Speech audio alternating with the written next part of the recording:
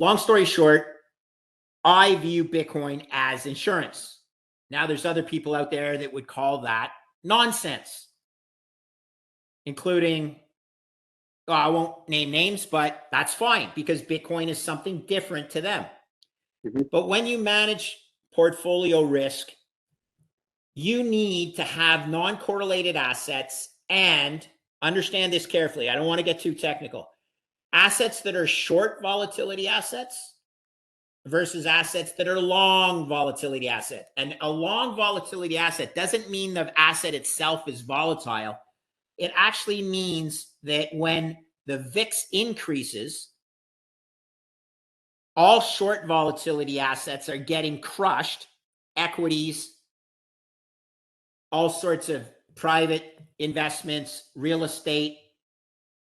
But long volatility assets, meaning when the VIX rises, increase in value. And it used to be treasury bonds, used to be that long volatility asset against the short volatility assets of the world. Treasury bonds in the recent interest rate climate are not that protection anymore. I believe that Bitcoin is.